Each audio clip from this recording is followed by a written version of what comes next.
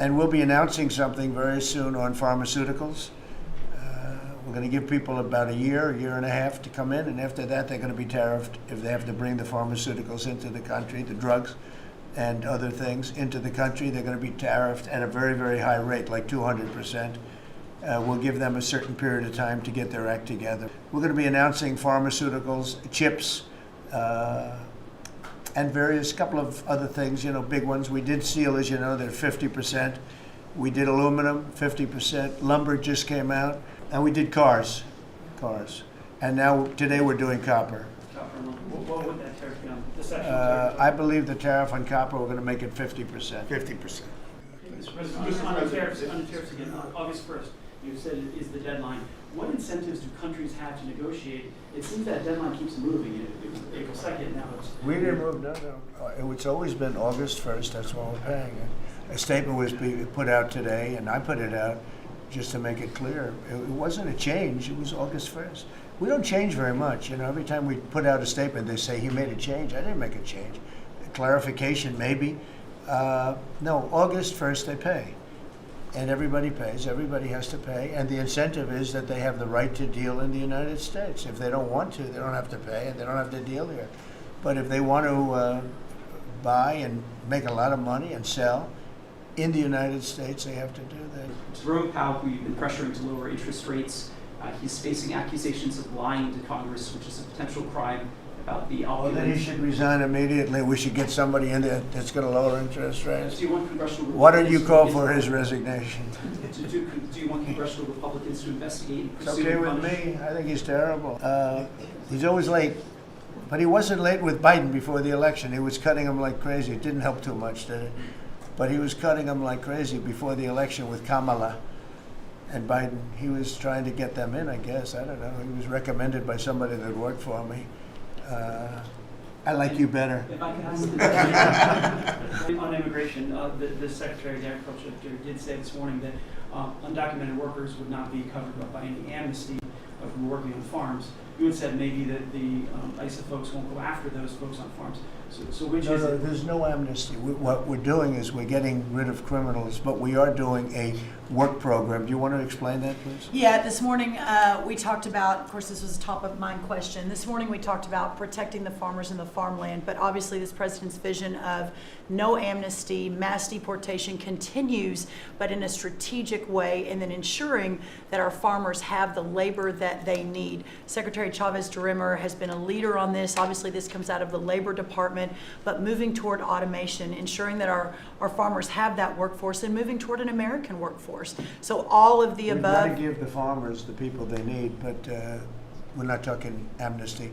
Laura, do you want to say something about that? Thank you, Mr. President. On this, thank you, Secretary Rollins, how important this is never to displace the American worker. What the Department of Labor is doing is focusing on what the law entails now, being more modernized, more streamlining, to work through the H programs. We're going to have a concierge approach to that, where we have developed a new office to answer the need of our farmers and ranchers and producers, and not to displace the American worker, and follow within the law now, and that does not include an amnesty program at all. And we've seen that working, and we'll continue to have that roll out. On the other topics that we've somewhat talked about, the jobs numbers, Mr. President, 4 months in a row we've seen those jobs numbers increase. That's an exciting time for our manufacturers. That was asked earlier.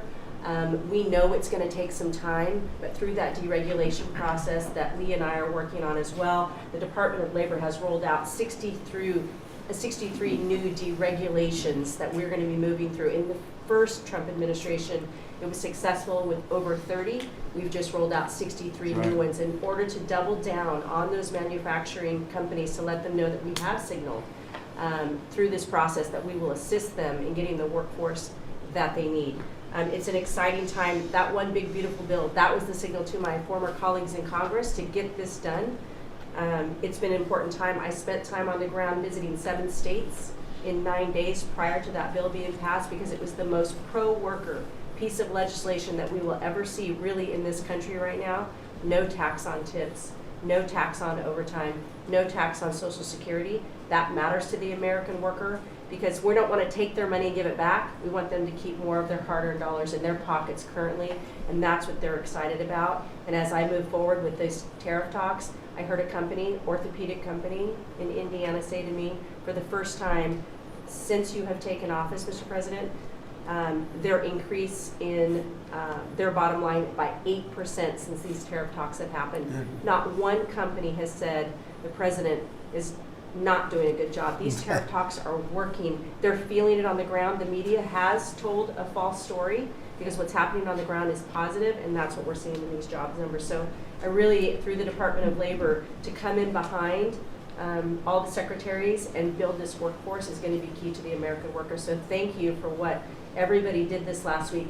The One Big Beautiful Bill is a doubling down of this, and we're going to see these workers start to grow. And that apprenticeship program is going to be working. That's we'll right. have that It's gonna million be- apprentices across the country. We, as you know, we're building plants all over the country now, which you weren't building any plants 4 years ago. You weren't building anything. But those plants, when they open up, it's going to be, you'll see numbers like you haven't seen ever.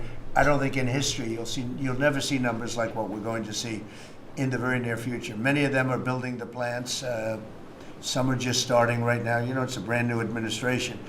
But, and they wouldn't be here except for two things: November 5th, the election, and the tariffs. And frankly, I guess the election was more important because of the tariffs. I mean, another person wouldn't have done this.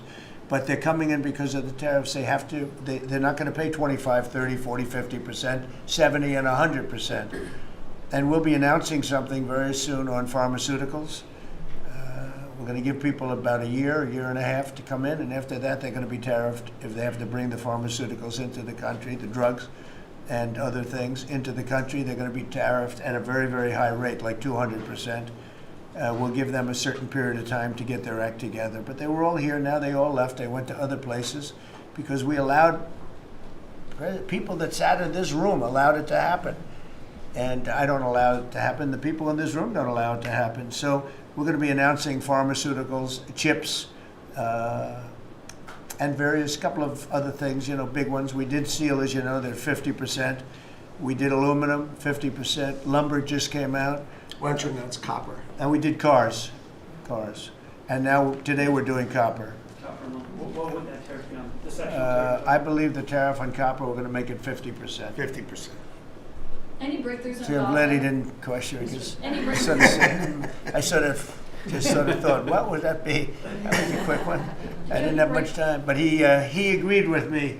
That's why he's Howard. Any breakthroughs on Gaza with the Prime Minister, and there's reports that you're meeting with Netanyahu again tonight? Is that Yeah, I correct? am. He's going to come over again tonight. We're talking about Gaza, mostly Gaza right now.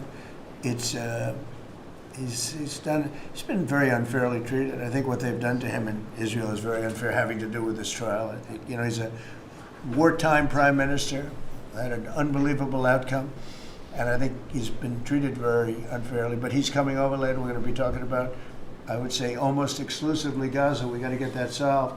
Gaza is a tragedy. It's a tragedy. And he wants to get it solved, and I want to get it solved, and I think the other side wants to get it solved. Steve, could you talk on that, please? We're in proximity talks now, and we had 4 issues, and now we're down to 1 after 2 days of proximity talks. So we are hopeful that by the end of this week, we will have an agreement that will bring us into a 60-day ceasefire. 10 live hostages will be released. 9 deceased will be released. We're meeting at the President's direction with all the hostage families to let them know. And we think that this will lead to a lasting peace in Gaza. And you're doing a good job. It's a tough one. A lot of hate, This is called long-term hate. But we think we're going to have it solved pretty soon, hopefully with a real solution, a solution that's going to be holding up. President Trump, can I ask you a question about Jerome Powell as well? And then the question to the Attorney General. Jerome Powell, and then I have a question for the Attorney General. Jerome Powell, who you've been pressuring to lower interest rates, he's facing accusations of lying to Congress, which is a potential crime about the Well, then he opulence. should resign immediately. We should get somebody in there that's going to lower interest rates. Do you want congressional Why don't you reporters- call for his resignation? Do do you want congressional Republicans to investigate and It's pursue okay and with punish? me. I think he's terrible. I think, look, we're paying, I call him Too Late. T-O-O, Too Late, like Too Tall Jones for the Dallas Cowboys, right? Too late. He's always late. But he wasn't late with Biden before the election. He was cutting him like crazy. It didn't help too much, did it? But he was cutting him like crazy before the election with Kamala and Biden. He was trying to get them in, I guess. I don't know. He was recommended by somebody that worked for me. I like you better. If I could ask the Attorney General a question too, President. Sure. Your memo and release yesterday on Jeffrey Epstein, Yes. it left some lingering mysteries. One of the biggest ones is whether he ever worked for a American or foreign intelligence agency. The former Labor Secretary, who was Miami U.S. Attorney Alex Costa, he allegedly said that he did work for an intelligence agency. So could you resolve whether or not he did? And also, could you say why there was a minute missing from the jailhouse tape on the night of the death? Yeah, sure. If I Madam, could, could I just interrupt for Sure. 1 second? Are you still talking about Jeffrey Epstein? This guy's been talked about for years. You're asking, we have Texas, we have this, we have all of the things. Yeah. And are people still talking about this guy, this creep? It's a lot That of is unbelievable. Do you want to waste the time and do you feel like answering? I don't mind answering. I mean, I can't believe you're asking a question on Epstein at a time like this where we're having some of the greatest success and also tragedy with what happened in Texas. It just seems like a desecration, but you go ahead.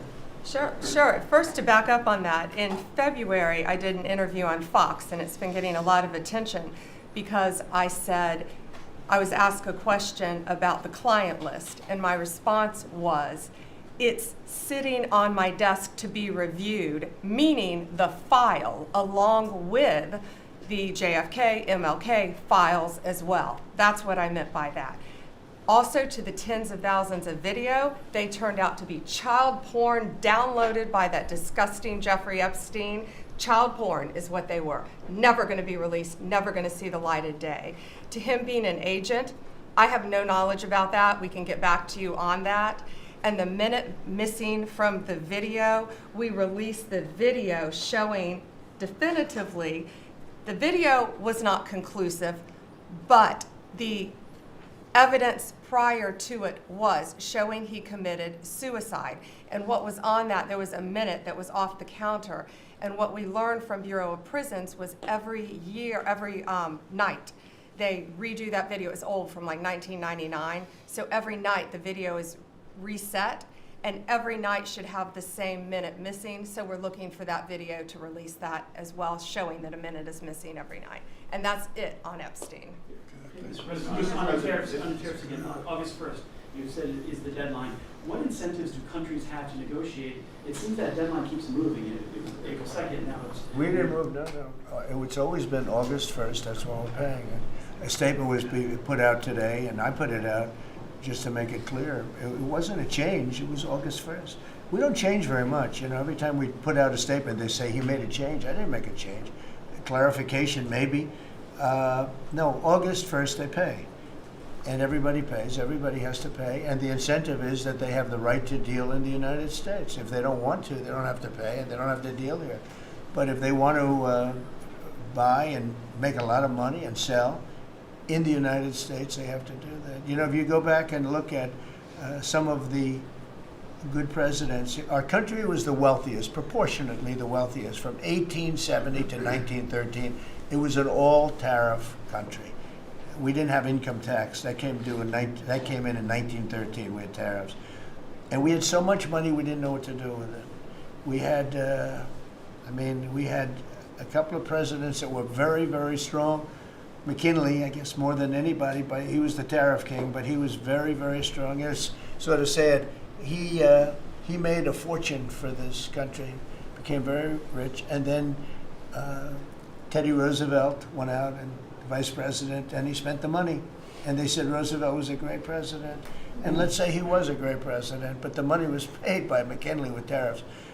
Tariffs are charged by other countries at levels that are ridiculous. And I call those other countries to say, and every one of them is willing to give us everything now, by the way, just so you know. Sir, we'll charge you no tariffs Nothing. We'll give you everything. We'll give you access to our markets. We'll give you everything. Is that a correct statement, Scott? Yes, sir. Howard, would you say that's a correct statement? Exactly correct. It's like they just don't, because they're very spoiled, because for years they ripped us off and we didn't have a president that understood it, or Secretary of Treasury or Secretary of a lot of different secretaries are involved, but certainly Commerce Secretary was, not doing their job. I don't know about Kelly, she's small business. We'll keep it that way, okay? Her small business is bigger than almost all big businesses when you add it all up. But no, they are very respectful of our country. But the incentive is that they have the right to do business with us. Without that, they don't have the right to do business. And that would be okay, too.